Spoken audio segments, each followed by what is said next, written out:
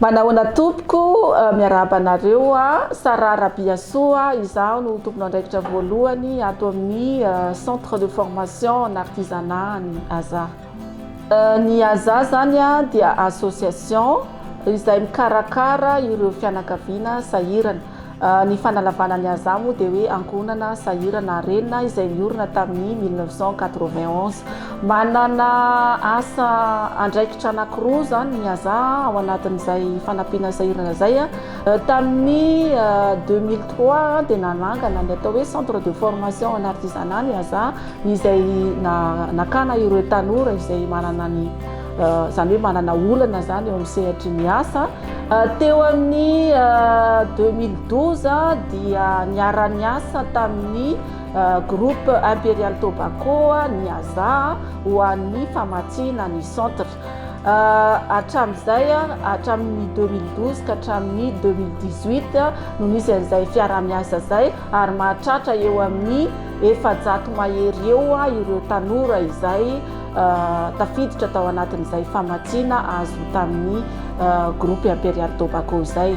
Ny famatsiana moa zany dia mifototra indrindra amin'ny fiodinan'ny centre dia indrindra ihany koa ny fanampiana ireo tanora amin'ny alalan'ny sakafo isaky ny atoandro dia ny resaka sosialy koa zany ao anatin'izay. Anisan'ny zavatra tena hoe niavaka tao amin'izay fiara-miasa ny Imperial Tobacco sy ny AZA zay ankoatra ny famatsiana raboly dia ny fisian'ireo tanora atsitrapo bénévole zany avy ao amin'ny Imperial Tobacco nampanao sensibilisation izay tonga taty amin'ny centre niresadresaka tamin'ireo tanora ireo misy indrindra za moa izay atao hoe fivoahana na sortie pédagogique izay niarahanay tamin'ny zareo nitety an'ireny toerana fivarotana amin'ny resaky ny asa tanana ireny zany nandritry ny ray andro manontolo. Tao aorianan'izay ihany koa dia mbola nitohy izay resaka fanaovana an'izay sensibilisation zay ho an'ny promotion manaraka.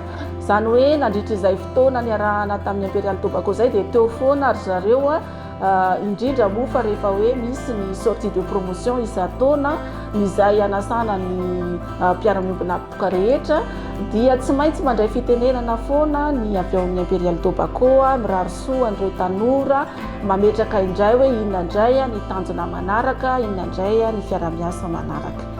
Dia misaotra betsaka ny fiara-miasa dia manantena ihany koa izay fiara-miasa zay hitohy hatrany. Misaotra tompoko.